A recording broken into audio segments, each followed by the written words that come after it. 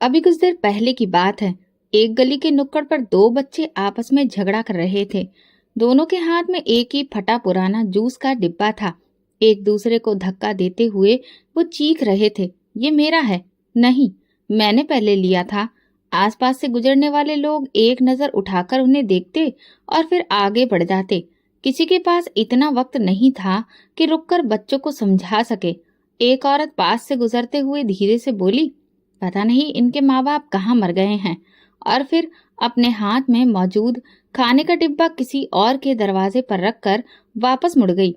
इसी समय एक साफ सुथरी चमचमाती हुई गाड़ी एक बंगले के सामने आकर रुकी। दरवाजा खुला और अभिमन्यु गाड़ी से उतरा।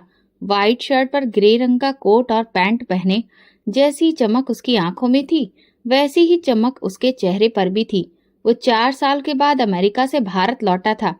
दिल में ढेर सारी खुशियां, कई सारे जज्बात और बेशुमार सवाल लिए हुए। दरवाजा खुला तो बच्चे दौड़ते हुए आए। पापा आ गए, पापा आ गए। अभिमन्यु ने दोनों को बाहों में भर लिया, बेटी को गोद में उठाया और उसके बालों में हाथ प्यार से फेरा। मोनिका दरवाजे पर खड़ी मुस्कुरा रही थी। आपका स्वागत है अभिमन्यु। आपके बिना ये घर बिल्कुल अधूरा लगता था। घर अंदर से जगमगा रहा था। हर कोने में स्वादिष्ट खाने की खुशबू महक रही थी और पूरा घर रोशनी से चमक रहा था। मिठाई की खुशबू भी चारों ओर हवा में फैली थी। साथ ही मेहमानों की चहल पहल भी जोरों पर थी, क्योंकि आज दिवाली का दिन था। अभिमन्यु ने चारों ओर नजर दौड़ाई। हॉल में डाइनिंग टेबल के आसपास कई समूहों में औरतें और मर्द बातें कर रहे थे।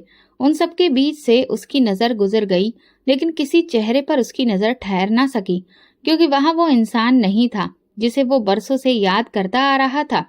अभिमन्यु ने मोनिका से धीरे से पूछा, मीरा नहीं आई क्या? मोनिका ने कंधे उचकाते हुए कहा, अरे नहीं, वो यहीं कहीं होगी, शायद अंदर बैठी होगी। इतने लोग हैं ना, मैं तो अब तक सबसे ठीक से मिल भी नहीं पाई हूँ।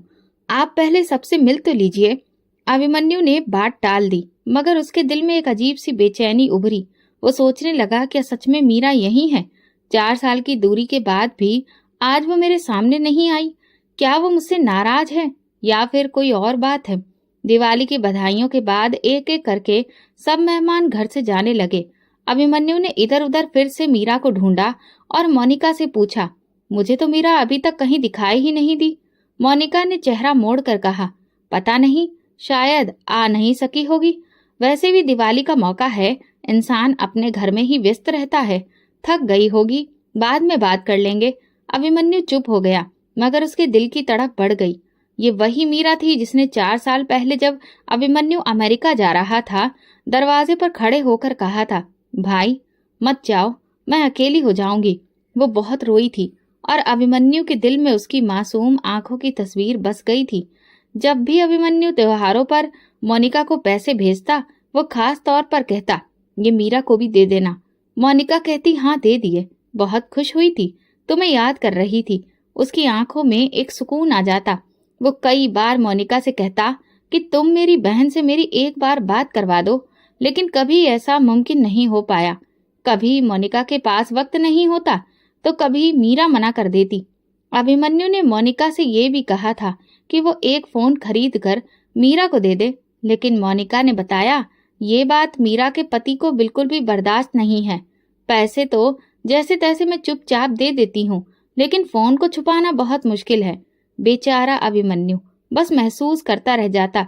वो नहीं चाहता था कि उसकी एक जिद के कारण मीरा का अपने पति से झगड़ा हो, लेकिन आज जब वो खुद यहाँ आया है तो मीरा सामने नहीं थी। वो सोचने लगा, क्या मीरा वाकई खुश है? क्या वो ठीक है? दिल में एक अजीब सी चुभन होने लगी। रात को जब सारे मेहमान चले गए और घर का शोर धीमा पड़ गया, तो अभिमन्यु ने मिठाई के कुछ डिब्बे उठाए और कहा, मैं मीरा के घर जा रहा हूँ। 2 दिन हो गए हैं, हर कोई हमसे मिलने आ रहा है सिवाय मीरा के। अब मुझे उससे मिलना ही होगा। मोनिका ने तुरंत रुख मोड़कर कहा, अभी इतनी रात को? वो सो गई होगी, कल चले जाना। नहीं, मैं आज ही जाऊंगा। अभिमन्यु के लहजे में जिद और प्यार दोनों थे। उसके हाथ में 2 मिठाई के डिब्बे थे जिन्हें उसने बड़े ही सलीके से तैयार किया था। साथ ही कुछ खाने के डिब्बे भी थे जिनमें तरह तरह के पकवान रखे थे। अभिमन्यु ने डिब्बे गाड़ी में रखते वक्त कहा, ये मीरा के लिए हैं। जब वो मुझे मिलेगी तो उसे बताऊंगा कि भाई ने सिर्फ उसके लिए ये सब कुछ अपने हाथों से पैक किया है। रास्ते पर अभिमन्यु सच में गमगीन था। गलियां बदलती गई पर अभिमन्यु का मन एक ही चेहरे के आसपास घूमता रहा, मीरा। कुछ मिनट बाद वो पुराने घर के सामने पहुंचा जो उसकी माँ ने मीरा के लिए छोड़ा था। अभिमन्यु ने मन में सोचा, शायद वो जैसे ही मुझे देखेगी गले लग जाएगी। 4 साल की दूरी पल भर में मिट जाएगी। लेकिन जब अभिमन्यु ने दरवाजे के सामने कदम रखा तो उसके कदम वहीं रुक गए। दरवाजे पर ताला था जिस पर जंग लगी थी। वो बिल्कुल बेजान लग रहा था, जैसे न जाने कितने वर्षों से किसी ने उसे खोला ही ना हो। अभिमन्यु ने एक लम्हा खामोशी में गुजारा, फिर से एक उम्मीद की, शायद मीरा किसी दावत पर गई हो, शायद वो देर से वापस आए। मगर ताला, वो तो खामोशी से चीख रहा था। फिर उसने ताले को धीरे से छुआ, जैसे उससे कुछ पूछ रहा हो, मगर ताला चुप रहा। अभिमन्यु ने नजरें दरवाजे की चौखट पर डाली। वही पुराना नक्शा, वही मिट्टी से अटा आंगन, मगर आज वो सब कुछ अजनबी सा लग रहा था। एक छोटा सा पौधा जो दरवाजे के पास था मुरझा चुका था। अभिमन्यु के दिल में कुछ टूटा। उसकी आंखें बंद हो गईं और वो लम्हा सामने आ गया जब वो अमेरिका जाने से पहले इसी दरवाजे से निकल रहा था। फिर उसने पीछे हटकर इधर उधर देखा। कोई नजर नहीं आया। गली सूनी पड़ी थी, जैसे घर के बंद होने के साथ साथ गली भी सूनी हो गई हो। दूर एक कुत्ता कूड़े के ढेर पर कुछ सूंघ रहा था और रात की हवा में पुरानी मिट्टी और उदासी की महक थी। वो दरवाजे के सामने सीढ़ी पर बैठ गया। उसने मोबाइल निकाला और मोनिका का फोन मिलाया। मोनिका, मीरा के घर ताला है। तुमने कहा था वो दूसरे शहर गई है। मोनिका ने नींद भरी आवाज में कहा। हाँ शायद, मुझे याद नहीं। कई दिनों से अभी मेरी उससे बात नहीं हो पाई है। लेकिन तुम तो कहती थी कि तुम हर हफ्ते उससे मिलने जाती हो। हाँ, मैं पहले जाती थी, लेकिन अब मैं कुछ बिजी हो गई हूँ। अभिमन्यु ने फोन बंद कर दिया। वो महसूस कर रहा था कि हर बात में कोई ना कोई झोल है, जैसे सच्चाई की परत के पीछे कुछ छुपा हुआ हो। वो अब वापस चल दिया। कदमों में बोझ था और दिल में अंदेशा। हर कदम के साथ मीरा की उदास आंखें उसके जहन में घूम रही थी। वो सोचने लगा, अगर मीरा खुश होती तो कम से कम दिवाली पर मुझसे मिलने जरूर आती। भाई के वापस आने की खुशी में तो एक बहन सब कुछ छोड़कर भागती है। फिर ये खामोशी क्यों, ये गैर मौजूदगी क्यों? घर पहुंचा तो मोनिका सोफे पर लेटी थी। अभिमन्यु ने वो सारे डिब्बे मेज पर रख दिए और धीरे से बोला, मोनिका, अगर तुम्हें मीरा की खबर हो तो मुझे सच बताओ, क्योंकि मुझे कुछ ठीक ही नहीं लग रहा। मोनिका ने बाल झटके। तुम्हें वहम हो रहा है अभिमन्यु। कल किसी से पता कर लेंगे हम लोग। तुम थक गए हो, आराम करो। अभिमन्यु ने सर हिलाया, लेकिन उसकी आंखों में नींद नहीं थी। उसने डिब्बों को दोबारा हाथ में लिया और फ्रिज में रख दिया। जब वो मिलेगी तो मैं उसे ये दूंगा। मगर दिल में एक ही सवाल गूंज रहा था, मीरा कहाँ है? रात के आखिरी पहर में जब सारा घर नींद की आगोश में था, अभिमन्यु खिड़की के पास खड़ा आसमान की तरफ देख रहा था। चांद खिड़की के बाहर झूमती हुई पेड़ों की टहनियों के बीच से दिख रहा था और ऐसा लग रहा था कि जैसे ये सारा नजारा उसे उसके अतीत की तरफ धकेल रहा हो। वो लम्हे जो कभी सपने लगते थे आज सवाल बन चुके थे। मोनिका, मैंने तुम्हें इतने पैसे भिजवाए हैं, तुमने मीरा को इसमें से पैसे दिए थे? हाँ अभिमन्यु, मैं खुद लेकर गई थी। वो बहुत खुश थी। बस यही बात अभिमन्यु ने 4 साल में कम से कम न जाने कितनी बार सुनी थी। हर बार एक नई उम्मीद के साथ वो निश्चिंत हो जाता था, ये सोचकर कि उसकी गैर मौजूदगी में उसकी पत्नी उसकी बहन का ख्याल रख रही है। अचानक अभिमन्यु ने ड्राइंग रूम की तरफ कदम बढ़ाए, जहां उसकी पुरानी फाइल्स, रसीदें और कागजात रखे थे। उसने वो पुराना फोल्डर निकाला जिस पर उसने मार्कर से लिखा था, money transfer Monica plus Meera. हर रसीद पर बस एक ही मकसद दर्ज था। मोनिका तो हर बार फोन करके कुछ न कुछ बताती थी। आज मैं मीरा को लेकर बाजार गई, उसे नए कपड़े दिलवाए, चूड़ियां भी, यहाँ तक कि उसने जो गहने पसंद किए वो भी ले लिए। और अभिमन्यु सपनों में अपनी बहन को बाजार में घूमते मुस्कुराते देखा करता।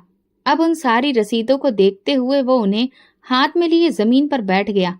आंखें बंद की तो मीरा का चेहरा नजर आया, वही धुंधला सा चेहरा जो उसे गाड़ी के पास नजर आया था।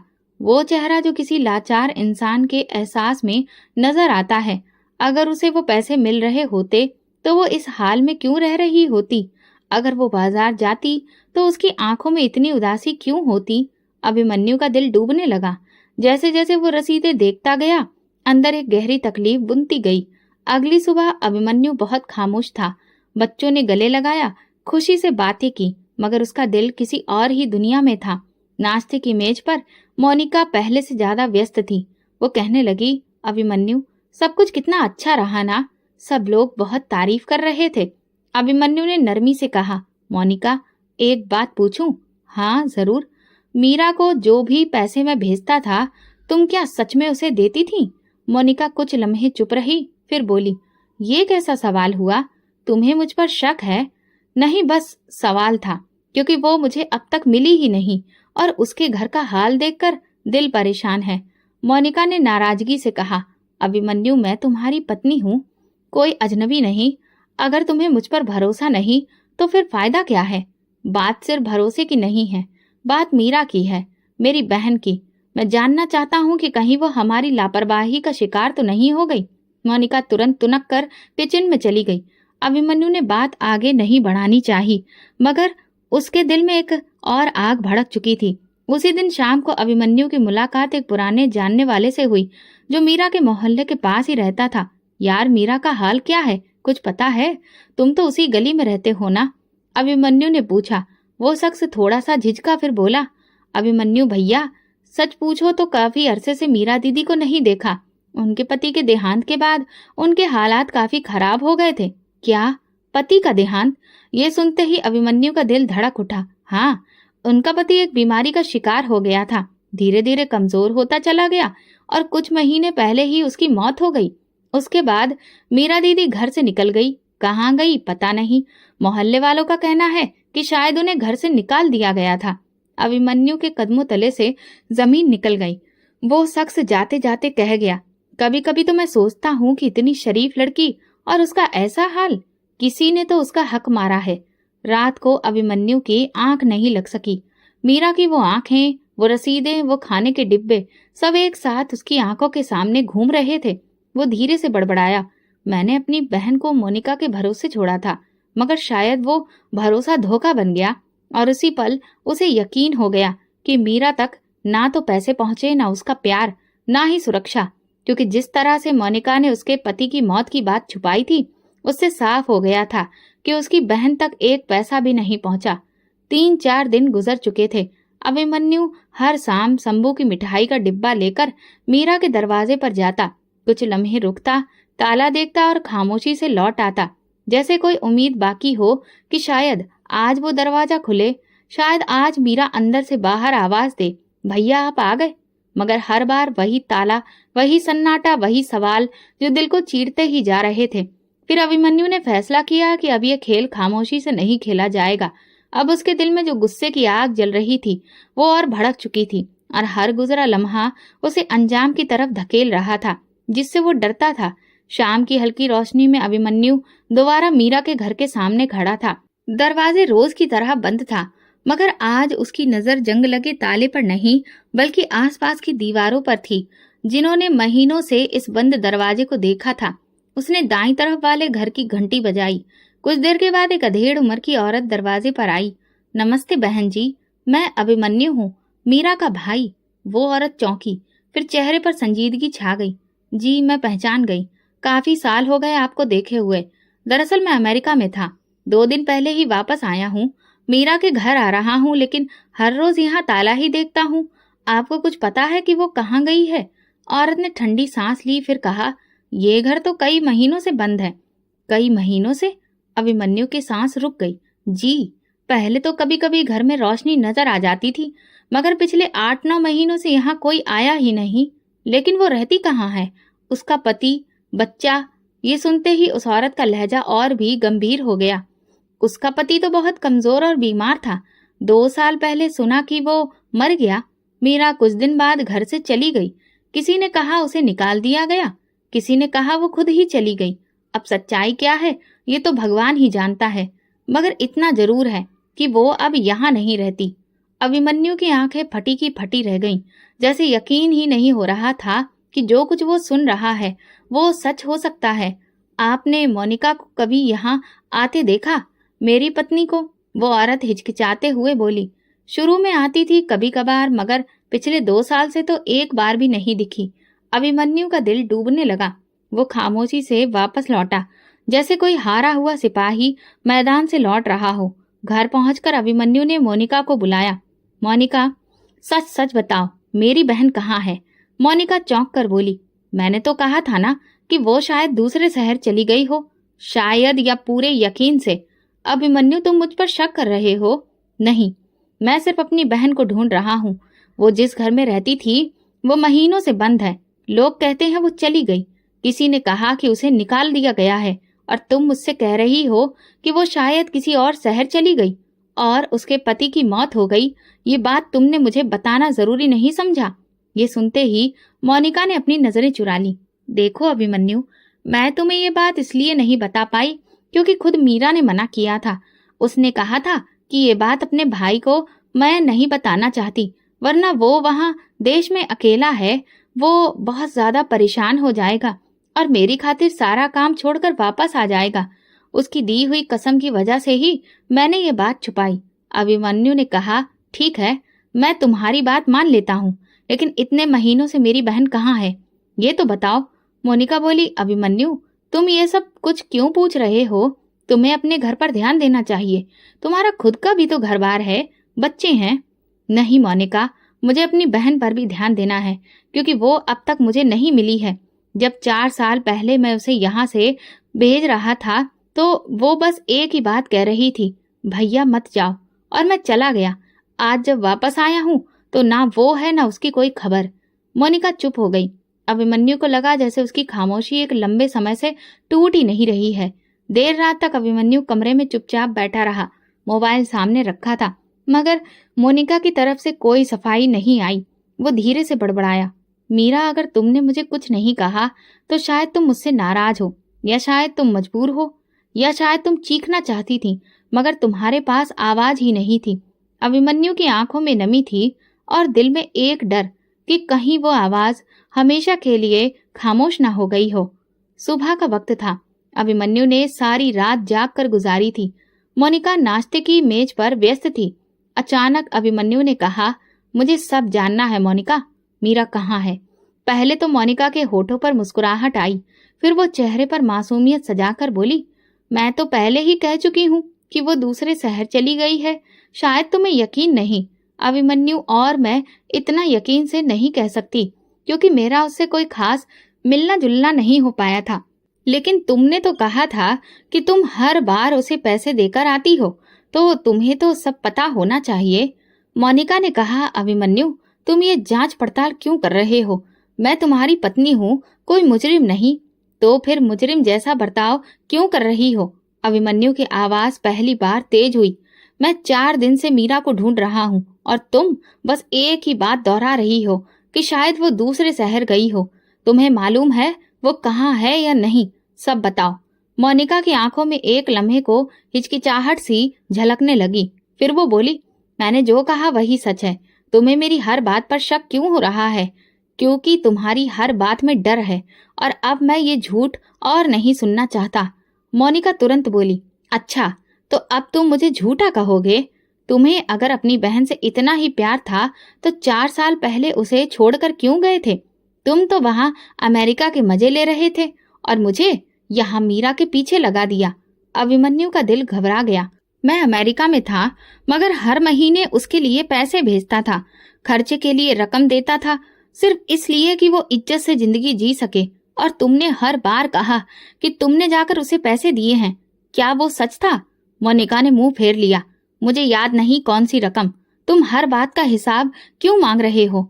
अभिमन्यु ने खामोशी से उसे देखा, फिर नरमी से बोला, अगर तुमने मेरे भरोसे को तोड़ा है मोनिका, तो मैं फिर भी तुम्हें माफ कर दूंगा, मगर मुझे मेरी बहन चाहिए। वो कहाँ है? बस इतना बता दो। मोनिका कुछ पल चुप रही, फिर कहा, मैंने उसे आखिरी बार कुछ महीने पहले देखा था। वो बीमार लग रही थी। कहाँ पर? अभिमन्यु का दिल तेजी से धड़कने लगा। मोनिका नजर चुराते हुए बोली, बाजार में पुराने कपड़ों की दुकान के पास। शायद वो कुछ लेने आई थी, और तुमने मुझे ये बात क्यों नहीं बताई? मैंने सोचा बताकर क्या होगा, तुम दूर थे और वो कुछ कहने के काबिल भी नहीं लग रही थी। यानी कि तुमने खामोशी ओढ़ ली और मैं सोचता रहा कि मेरी बहन सुकून से जिंदगी बिता रही है। तुमने कभी नहीं बताया कि उसका पति मर गया, कि वो अकेली हो गई। क्यों मोनिका? देखो, मैंने वही किया जो मुझे सही लगा। अभिमन्यु ने सिर झुका लिया। तुमने मेरे भरोसे को तोड़ा है मोनिका, और शायद मेरी बहन की जिंदगी भी। घर के कोने में रखा पंखा घूम रहा था, हवा का शोर कमरे में फैल रहा था, लेकिन अभिमन्यु के कानों में सिर्फ एक आवाज गूंज रही थी, भैया मत जाओ।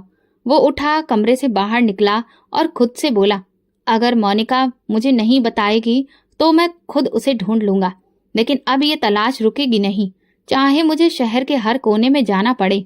अभिमन्यु को पूरा यकीन हो चुका था कि कुछ छुपाया जा रहा है, वो सच जो अब ज्यादा देर छुपा नहीं रहेगा। सुबह के वक्त सूरज की किरणें खिड़की से छनकर अभिमन्यु के चेहरे पर पड़ रही थी।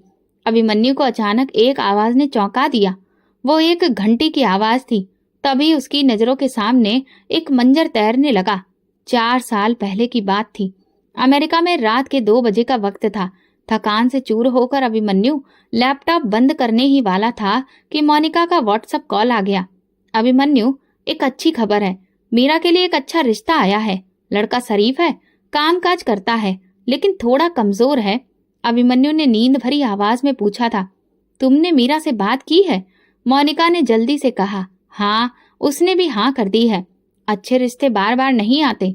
मैं बात तय कर दी है। तुम तो वैसे भी नहीं आ सकते। अभी तो गए हुए 2 महीने ही तो हुए हैं। इतनी जल्दी तुम्हारी वापसी मुमकिन ही नहीं है। अभिमन्यु ने एक पल को खामोशी ओढ़ ली थी, फिर धीरे से कहा, ठीक है, तुम्हें जैसा ठीक लगे। कॉल बंद होने के बाद अभिमन्यु कई मिनट तक लैपटॉप के सामने बैठा रहा। दिल में अजीब सी बेचैनी थी, लेकिन वो खुद को तसल्ली देता रहा कि मोनिका समझदार है, वो मीरा का भला ही चाहेगी। कुछ दिनों के बाद मोनिका ने मीरा की शादी की तस्वीर व्हाट्सएप पर भेज दी। अभिमन्यु ने तस्वीर खोली और दिल जैसे अंदर से कुछ खो बैठा। मीरा लाल रंग के सुर्ख जोड़े में बैठी थी, लेकिन उसकी आंखों में वो चमक नहीं थी जो दुल्हन की आंखों में होती है। होठों पर मुस्कान जैसे जबरदस्ती थोप दी गई हो, और चेहरे पर उदासी का हल्का सा साया था, जैसे कोई अंदर से रो रहा हो। अभिमन्यु ने तस्वीर को बार बार देखा था, जूम करके आंखों, माथे, हाथों पर नजर डाली, और हर बार दिल में एक सवाल उठता, क्या ये वही मीरा है जो बचपन में हंसती खेलती रहती थी, जो बात बात पर उछल पड़ती थी, वही जिसने आखिरी बार दरवाजे पर रोकर कहा था, भैया मत जाओ। उस वक्त अभिमन्यु ने दिल पर पत्थर रखकर खुद को समझाया, शायद कैमरे का एंगल ठीक नहीं है, या शायद वो थक गई होगी। लेकिन अब जब सच्चाई की परतें एक एक करके उतर रही थी, तब वही तस्वीर खंजर की तरह दिल में चुभ रही थी। अभिमन्यु ने अलमारी खोली और वो फाइल निकाली जिसमें उसने मीरा की शादी की तस्वीर सुरक्षित रखी थी। तस्वीर खोलते ही वही मंजर आगे उसकी आंखों के सामने आ गया। मीरा का झुका चेहरा, बुझी आंखें और एक अजीब सा खौफ। उसने तस्वीरों को ध्यान से देखा। पीछे कुछ और औरतें भी थीं, मोनिका के रिश्तेदार, कुछ अजनबी चेहरे, मगर मीरा के आसपास कोई ऐसा चेहरा नहीं था जिसमें किसी माँ का साया, किसी बाप के जैसा सहारा दिख रहा हो। बस तन्हाई और खामोशी थी। अभिमन्यु ने एक तस्वीर को उंगलियों से सहलाया। मैं क्यों नहीं आया? मैं क्यों नहीं रोक पाया ये सब? वो जानता था उस वक्त अमेरिका से वापसी मुमकिन नहीं थी। नौकरी का दबाव था, और फिर घर की तंगी की मजबूरी, वक्त की कमी, सब कुछ था, मगर अब वो सब बेकार लग रहा था। मैंने अपनी बहन को अकेला छोड़ दिया, और शायद मेरी गैर मौजूदगी ही उसके नसीब में अंधेरा लिख गई। अचानक अभिमन्यु के मन में एक और बात आई। शादी के बाद उसने मीरा से एक बार भी बात नहीं कर पाई थी। हर बार जब भी उसने मोनिका से फोन पर मीरा से बात करवाने की जिद की, तो उसने यही जवाब दिया कि उसकी नई नई शादी हुई है, वो काफी व्यस्त है, बाद में बात करवाऊंगी। वो तरह तरह के बहाने बनाती। कभी कहती कि उसका पति काफी सख्त मिजाज का है, क्यों हमारी वजह से उन दोनों के बीच में झगड़ा करवाना चाहते हो। और जब मैंने नया फोन मीरा को दिलाने की बात की थी, तब भी मोनिका ने मुझे यही बात बोली थी। अभिमन्यु ने अपना सर पकड़ लिया। मैं इतना अंधा कैसे हो सकता हूँ? साफ साफ इशारा मिल रहा था, लेकिन मैं हर बार मोनिका पर यकीन कर बैठा। इस पल अभिमन्यु का दिल उसे गवाही दे चुका था। मीरा की शादी मोनिका के हाथों जबरदस्ती हुई थी, और शायद उसने किसी से मीरा की मर्जी भी नहीं पूछी थी। रिश्ता अच्छा नहीं था, बल्कि आसान था मोनिका के लिए, अपनी जिम्मेदारी से जान छुड़ाने के लिए। अब अभिमन्यु का शक पूरे यकीन में बदल चुका था। वो खुद से बड़बड़ाया, मीरा ने मेरी गैर मौजूदगी में मुझसे मदद मांगनी चाहिए होगी, मगर उसकी आवाज तो मुझ तक पहुंच ही नहीं सकी, और मोनिका ने वो आवाज दबा दी। अभिमन्यु ने तस्वीरें बंद की, फाइल वापस रखी, मगर दिल में एक खालीपन लेकर बोला, मैं चुप नहीं रहूंगा। मीरा को ढूंढ कर रहूंगा और उसके लिए सब कुछ वापस लाऊंगा जो मैंने इस तरह से जाने दिया था। उस रात अभिमन्यु ने पहली बार भगवान से प्रार्थना की, मेरी बहन मुझे वापस कर दो, मुझे वो हिम्मत दो कि मैं उसके लिए लड़ सकूं, उसका हक, उसकी इज्जत, उसकी जिंदगी वापस ला सकूं। एक शाम वो मंदिर पहुंचा। हवा में हल्की ठंडक थी, हल्की सी खनक और खुशबू फैली थी, जिसमें जैसे आसमान से सुकून उतर रहा हो। लेकिन अभिमन्यु का दिल सुकून महसूस नहीं कर पा रहा था। वो धीरे धीरे चलते हुए मंदिर के सामने वाले बाजार की तरफ आया, जहां गरीब लोगों को खाना खिलाया जाता था। आज वहां अच्छा खासा लोगों का हुजूम था। सफेद गाड़ी का पिछला दरवाजा खुला हुआ था। गाड़ी के अंदर से एक बुजुर्ग सख्त प्लास्टिक की थैलियों में खाना निकालकर लोगों में बांट रहा था। लोग लाइन लगाने की बजाय एक दूसरे को धक्का दे रहे थे, और औरतें बच्चों को आगे कर रही थीं। कुछ लोग हाथ फैलाकर कह रहे थे, मेरे 3 बच्चे हैं, 2 दे दो, कल नहीं मिला था, आज तो दे दो। इसी शोर में अचानक एक झटका सा लगा और एक छोटा बच्चा जमीन पर गिर गया। उसका सर फुटपाथ से टकराया, काफी तेज। लोग एक लम्हे को पीछे हट गए। अरे ये बच्चा तो जख्मी हो गया है। अभिमन्यु चौंक पड़ा। बच्चे के सर से खून बह रहा था और वो जोर जोर से रो रहा था। माँ, माँ। एक दुबली पतली गंदी सी साड़ी पहने औरत झुग्गियों की तरफ से दौड़ती हुई आई। उसने बच्चे को गोद में उठाया और अपने पल्लू से उसका खून साफ किया और प्यार से बोली, मेरे बेटे रो मत, बस तुम्हें थोड़ी सी ही चोट लगी है। अभिमन्यु ने उस औरत का चेहरा देखा और उसके कदमों तले से जमीन निकल गई। वो चेहरा, वो आंखें, वो आवाज, वो मीरा थी। वक्त जैसे थम गया। अभिमन्यु का दिल जोर से धड़का। उसे अपने कानों पर यकीन नहीं आया। वो तेज कदमों से आगे बढ़ा। मीरा, मैं अभिमन्यु, तुम्हारा भाई। मीरा ने चौंक कर नजरें उठाई। आंखों में हैरत, खौफ और कुछ पहचान के आसार दिखे। वो तेजी से बच्चे को संभालती हुई पलटी और झुग्गियों की तरफ दौड़ने लगी। मीरा, ठहरो, मैं हूं तुम्हारा भाई। मगर मीरा जैसे अंधेरे में खो गई। वो एक लम्हे के लिए रुकी नहीं, यहाँ तक कि मुड़कर भी नहीं देखा। अभिमन्यु उसके पीछे दौड़ा, लेकिन वो भीड़, अंधेरी गलियां और झोपड़ियों में वो कहीं खो गई। वो एक झुग्गी के पास आकर रुक गया। सामने कुछ और झोपड़ियां थी, बस, और प्लास्टिक की चादरें, कुछ जलते हुए दिए और कुछ भूखे चेहरे। मीरा कहीं नजर नहीं आई। अभिमन्यु की सांसें टूटने लगी थीं। वो जमीन पर बैठ गया और हाथों में चेहरा छुपाकर रोने लगा। हे भगवान, मेरी बहन इस हालत में, ऐसी गंदी झुग्गी में भीख मांगने के लिए धक्के खा रही है, और मैं 4 साल से समझता रहा कि वो खुश है। वो धीरे धीरे उठा, कपड़े झाड़े और वापसी के लिए कदम उठाए। हर कदम के साथ दिल की धड़कन तेज हो रही थी। मोनिका, ये तूने किया है। तूने मेरी गैर मौजूदगी में ऐसा फायदा उठाया कि मेरी बहन को जमीन से भी नीचे गिरा दिया। अब अभिमन्यु के अंदर आग भड़क चुकी थी। अब वो सवाल नहीं करेगा, अब वो सच निकालेगा, चाहे किसी भी कीमत पर। घर वापस आते ही दरवाजा खोलकर वो अंदर दाखिल हुआ। मोनिका सोफे पर आराम से बैठी मोबाइल में व्यस्त थी। अभिमन्यु ने एक नजर उस पर डाली और जहर भरी आवाज में कहा, तेरी हर खामोशी का जवाब आज मुझे मिल गया। मैं मीरा से मिल चुका हूँ और अब सच भी जानकर रहूंगा। मोनिका का रंग सफेद पड़ गया। अभिमन्यु के चेहरे पर अब कोई भाव नहीं थे, सिर्फ गुस्सा था। रात का समय था, लेकिन अभिमन्यु के दिल का अंधेरा रोशनी मांग रहा था। उसकी आंखों में वो मंजर चिपक कर रह गया था। मीरा का मिट्टी से सना हुआ चेहरा, घबराई हुई आंखें, और वो बच्चा जिसके सिर से खून बह रहा था। वो सारी रात करवटें बदलता रहा। न नींद आई, न दिल को सुकून मिला। सुबह तड़के ही वो बिस्तर से उठा और भगवान के आगे प्रार्थना की, हे भगवान, अगर मैं कसूरवार हूं तो मुझे भी माफ मत करना, लेकिन अब मैं अपनी बहन के लिए लड़ूंगा। जहां मेरी खामोशी और मोनिका के सख्त रवैये ने जहां उसे धकेल दिया। मोनिका अब भी सोफे पर बैठी थी। उसकी आंखों में नींद की जगह अफसोस भरा पड़ा था। वो अभिमन्यु की खामोश नजरों को बर्दाश्त नहीं कर पा रही थी। क्या चाहते हो मुझसे? क्या आप सच निकलवा कर ही दम लोगे? मोनिका ने कहा। अभिमन्यु ने गहरी आवाज में कहा, बस अब और एक भी झूठ नहीं सुनना है मुझे। आज, अभी और पूरा सच बताओ। मोनिका ने कुछ पल खामोशी से अभिमन्यु को देखा, जैसे उसके अंदर की दीवारें टूटने को हों। उसने नजर झुकाकर कहना शुरू किया, जब तुम अमेरिका चले गए थे तो मीरा बहुत अकेली हो गई थी। मैंने कोशिश की कि शुरू में उसे साथ रखूं और मैं उसका ख्याल भी रखती रही, मगर फिर हर रात बदलने लगी। मेरे कुछ रिश्तेदार आने लगे। मैंने कई बार महसूस किया कि लोग बातें करते हैं कि कुंवारी लड़की भाई के घर में रहती है बिना किसी मर्द के साए के। तो तुम्हें लोगों की बातों की परवाह थी, मतलब मेरी बहन की इज्जत की नहीं। अभिमन्यु ने बीच में ही बात काट दी। मोनिका ने नजर उठाए बिना बोलना जारी रखा। फिर तभी एक रिश्ता आ गया। लड़का गरीब था लेकिन मेहनती था, रिक्शा चलाता था। उसके माँ बाप मर चुके थे।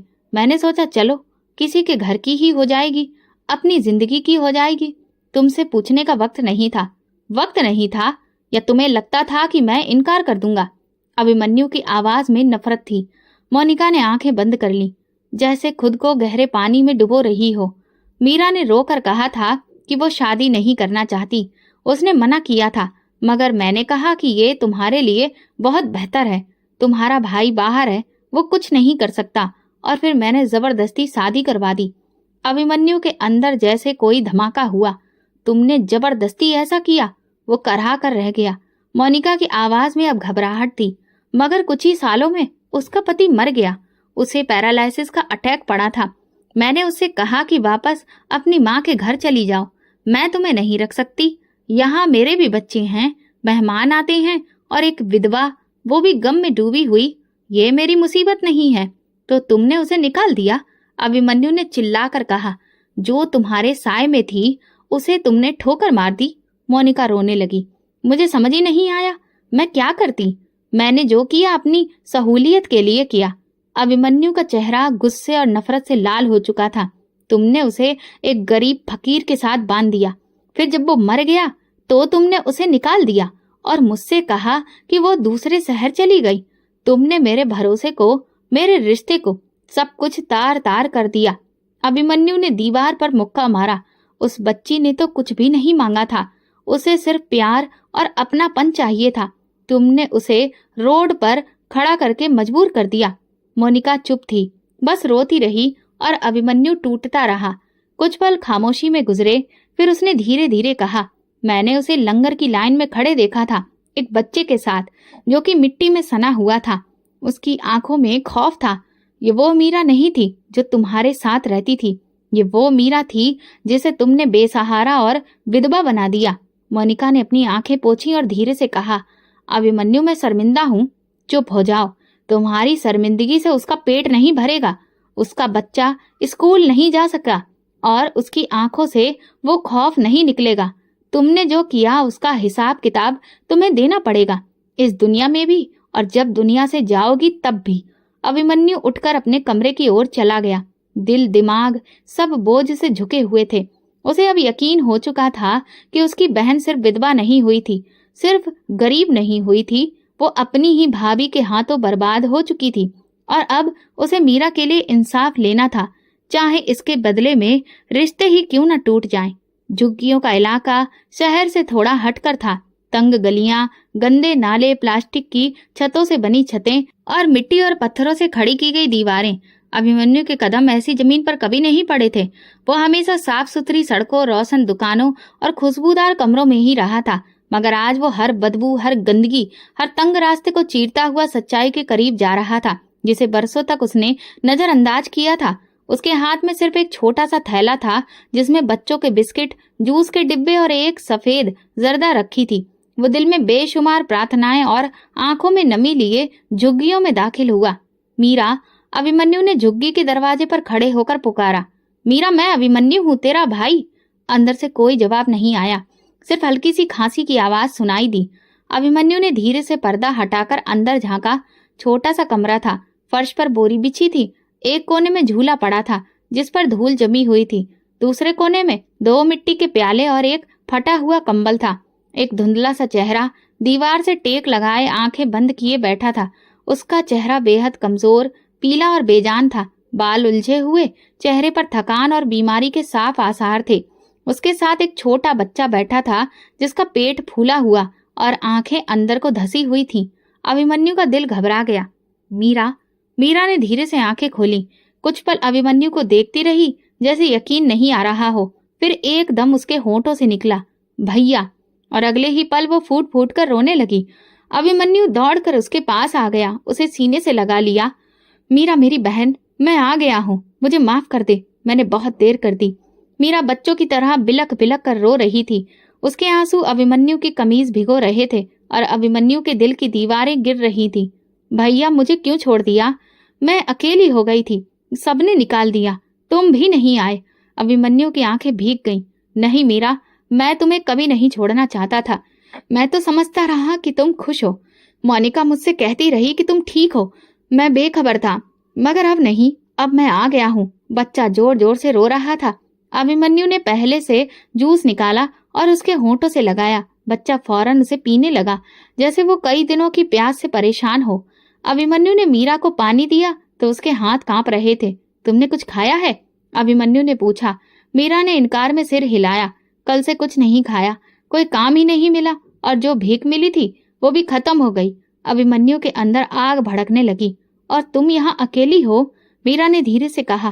कुछ झुग्गी वालों ने मदद दी, पर यहाँ भी हर रोज ताने, हर रोज धक्के। बस बच्चे की खातिर जी रही हूँ। अभिमन्यु ने उसके सिर पर हाथ रखा। अब नहीं, अब एक दिन भी नहीं। तुम मेरे साथ चलोगी अभी, इसी वक्त? मीरा ने आंखों में नमी लिए पूछा। क्या तुम ले जा सकते हो मुझे? क्या मोनिका मुझे रहने देगी? मोनिका मेरे फैसले की हकदार नहीं रही।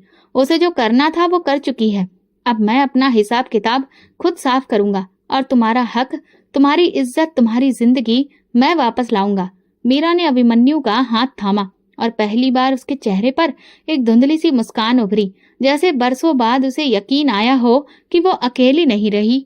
अभिमन्यु ने झुग्गी के कमरे पर आखिरी नजर डाली। उस कमरे में एक बहन की बेबसी, भूख और बंद जिंदगी थी। उसने अपने आंसू साफ किए और धीरे से कहा, मैं वादा करता हूँ मीरा, अब जो हुआ वो कभी नहीं होगा। अब हर दिन, हर लम्हा सिर्फ तुम्हारी इज्जत, तुम्हारी खुशी, तुम्हारी नई जिंदगी की शुरुआत होगी। और वो उसे अपने साथ लेकर वहां से निकल गया, एक नए दिन, नए सफर और एक नए इंसाफ की तलाश में। रात के समय अभी भी पूरी तरह से छट नहीं पाया था, मगर अभिमन्यु के अंदर रोशनी का एक नया चिराग जल चुका था। मीरा उसके साथ थी, कमजोर, बीमार, जख्मों से लिपटी, मगर अब वो अकेली नहीं थी। सुबह की ताजा हवा में जब अभिमन्यु अपनी बहन और उसके बच्चे के साथ घर लौटा, उसके कदम मजबूत और निगाहें सख्त थीं। घर का दरवाजा खुला तो मोनिका दरवाजे पर खड़ी थी। उसके चेहरे पर हैरत, बेचैनी और थोड़ा सा खौफ भी था। मीरा को देखकर वो जैसे पत्थर की हो गई। अभिमन्यु ने कोई बात किए बिना मीरा को अंदर ले जाकर मेहमानों वाले कमरे में बिठाया, कंबल दिया, पानी पिलाया और बच्चे को सीने से लगाकर तसल्ली दी। फिर वो वापस मोनिका के पास आया। मोनिका, मैंने आज फैसला कर लिया है और इस बार कोई बहस नहीं होगी। मोनिका ने आंखें झुका ली, जैसे जानती हो कि जो बात आने वाली है वो गुनाह का फैसला है। मैं तुम्हें तलाक दे रहा हूँ। मोनिका के कदम लड़खड़ा गए। क्या? अभिमन्यु, तुम होश में तो हो? पूरे होश में हूँ और इसी होश में मैं ये कदम उठा रहा हूँ। तुमने मेरे भरोसे, मेरे रिश्ते, मेरी बहन को रौंद डाला। उसकी बेबसी, उसकी भूख और आंसू तुम्हारी जमीन पर कभी बोझ ना बने, लेकिन मेरे लिए वो हर रात का खौफ बन गए। मोनिका ने रोना शुरू कर दिया। अभिमन्यु, मुझसे गलती हो गई, मगर मैं इतनी बड़ी सजा के काबिल नहीं। ये सजा नहीं, इंसाफ है। मैंने जो साल तुम्हारे साथ गुजारे वो तुम्हारा अधिकार था, मगर जो साल मेरी बहन ने जिल्लत से गुजारे उसका हिसाब तो अब तुम्हें चुकाना होगा ना। उसके बाद अभिमन्यु ने वकील को फोन किया और तुरंत ही तलाक की कानूनी कार्रवाई शुरू करवा दी। अगले कुछ दिनों में अभिमन्यु के लिए तलाक लेना किसी मिशन की तरह था। वो मीरा को पास के अस्पताल लेकर गया, जहां पता चला कि इस वक्त मीरा गंभीर खून की कमी और डिप्रेशन का शिकार है। डॉक्टर ने उसे पूरी तरह से आराम करने और खुश रखने की सलाह दी। अभिमन्यु ने घर में मीरा के लिए एक नया कमरा तैयार करवाया, जिसमें नरम बिस्तर, अच्छी रोशनी और आरामदेह माहौल था। वो खुद उसके लिए खाना बनाता, दवाइयाँ वक्त पर देता और उसे एहसास दिलाता कि वो बिल्कुल सुरक्षित है। उसका बेटा, जिसका नाम मोहित था, कमजोर मगर समझदार बच्चा था। अभिमन्यु उसे पास के स्कूल में एडमिशन कराने ले गया। स्कूल के प्रिंसिपल से बात की और फिर फॉर्म भर दिया। पहले दिन वो मोहित को स्कूल के गेट तक छोड़ने गया। मोहित ने स्कूल के गेट पर अभिमन्यु का हाथ मजबूती से पकड़ा। मामा, आप मुझे छोड़कर तो नहीं जाएंगे ना? अभिमन्यु ने झुककर उसके माथे को चूमा। नहीं बेटा, अब कभी नहीं। मीरा आहिस्ता आहिस्ता बेहतर होने लगी थी। उसके चेहरे पर थकी थकी सी मुस्कुराहट उभरने लगी थी।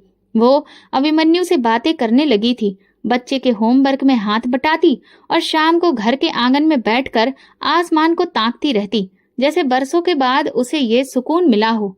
मगर एक दिन जब अभिमन्यु उसके लिए कपड़े खरीदने बाजार गया और वापसी पर घर आया तो देखा कि मीरा सोफे पर बैठी रो रही है। उसके हाथ में एक पुरानी फाइल थी जिस पर धूल जमी हुई थी। ये क्या है? अभिमन्यु ने पूछा। मीरा ने आंसू पोंछे और कहा, भैया, ये माँ की जायदाद की फाइल है जो मेरे नाम पर थी।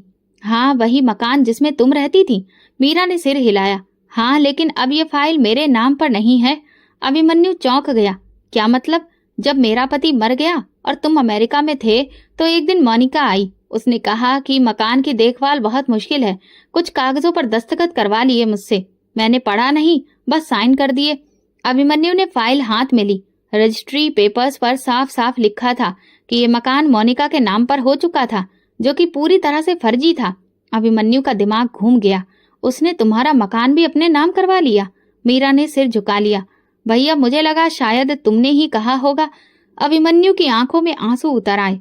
मीरा, मैं तुम्हें कभी भी बेघर करने के बारे में सोच भी नहीं सकता। उसने तुमसे तुम्हारा आखिरी सहारा भी छीन लिया।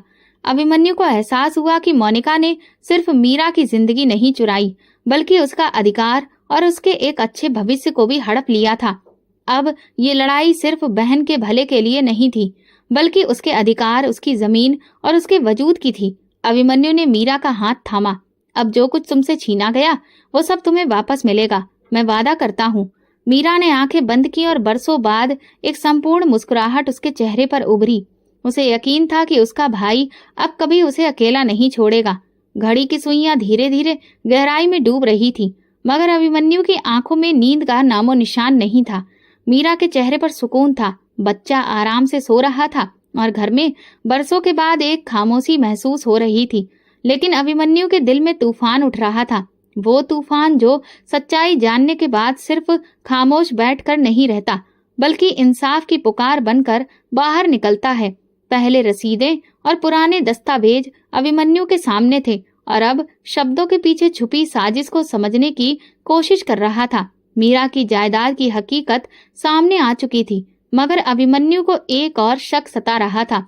मीरा का जेवर, जो उसकी माँ की यादगार था और जिसे अभिमन्यु ने खास तौर पर मीरा के लिए बनवाया था, वो कहाँ गया? मीरा, एक बात बताओ, वो जेवर जो माँ ने तुम्हें दिए थे और कुछ जो मैंने भी भेजे थे, वो कहाँ है? मीरा ने थोड़ी देर सोचा, फिर धीमी आवाज में बोली, भैया, शादी के वक्त सारा जेवर मोनिका के पास था। उसने कहा था कि वो संभाल कर रखेगी। मैं कभी दोबारा वापस नहीं मांग सकी। फिर जब मेरा पति मर गया और मैं तुम्हारे घर से भी निकल गई तो वो जेवर भी कभी वापस नहीं मिला। अभिमन्यु की मुट्ठी भिज गई और एक और सच्चाई उसके सामने खड़ी थी। जल्दी ही आंखों में सुलगते सवालों के साथ अगले दिन अभिमन्यु ने तमाम रसीदें, तस्वीरें इकट्ठा की जो जेवर की गवाही दे रहे थे। सोने की रसीदें, सारे रिकॉर्ड, व्हाट्सएप की तस्वीरें जिसमें मोनिका ने खुद जेवर पहनकर मीरा के लिए सुरक्षित लिखा हुआ था। सब कुछ उसने सारी बातें वकील के सामने खुलकर बताई और कानूनी कार्रवाई की शुरुआत की। कुछ दिनों के बाद जब मोनिका को कानूनी नोटिस मिला तो वो घबराकर अभिमन्यु से मिलने आई। तुम इतना नीचे गिर जाओगे? मुझे कोर्ट में घसीट लोगे? अभिमन्यु का जवाब ठंडा और सीधा था। नीचे वो गिरता है जो बहन का अधिकार खा लेता है। मैं तो उसे हक दिलाने जा रहा हूँ। मीरा अब तुम्हारे साथ नहीं, इज्जत से रह रही है। तुम क्या चाहते हो? मैं चाहता हूँ कि जो उसे छीना गया है वो अब उसे वापस मिले। अब ना तुम्हारी असलियत वापस मिल सकती है तुम्हें, और ना जो तुम्हारा हमसे रिश्ता था। लेकिन हाँ, जायदाद और जेवर जरूर उसे वापस मिलेंगे। कानूनी कार्रवाई तेजी से पूरी हो रही थी। अभिमन्यु के वकील ने सारे सबूत अदालत में पेश किए। मोनिका ने पहले इनकार किया, फिर चुप्पी ओढ़ ली। आखिरकार अदालत ने अपना फैसला सुनाया। जायदाद और जेवर वापस असली मालकिन मीरा को सौंपे जाए। गलत बयानबाजी और धोखाधड़ी के तहत सारे दस्तावेज अमान्य घोषित किए गए। लिहाजा मोनिका की अब कोई कानूनी हैसियत नहीं बची थी। फैसला हक में आते ही अभिमन्यु सीधा मीरा के पास गया और उसके हाथ में फाइल रखते हुए बोला, ये तुम्हारा अधिकार है मीरा, अब वापस तुम्हारे हाथ में है। मीरा की आंखों में आंसू झलक पड़े। मुझे कुछ नहीं चाहिए भैया, बस तुम्हारा साथ चाहिए, और वो तो तुम दे ही चुके हो। अभिमन्यु ने उसके सिर पर हाथ रखा। लेकिन मैं जानता हूँ, हक देना सिर्फ मोहब्बत नहीं, इंसाफ भी होता है। कुछ दिन बाद अभिमन्यु ने मोहल्ले के पार्क में एक छोटी सी मीटिंग रखी। उसके परिवार के लोग, मोहल्ले वाले, सारी औरतें वहां मौजूद थीं। मीरा भी वहीं थी और सब कुछ सुन रही थी। अभिमन्यु खड़ा हुआ, हाथ में वो फाइल और दिल में एक गंभीर सवाल लिए। मैं आज यहाँ पर इंसाफ का ऐलान करने नहीं आया, बल्कि एक सवाल पूछने आया हूँ।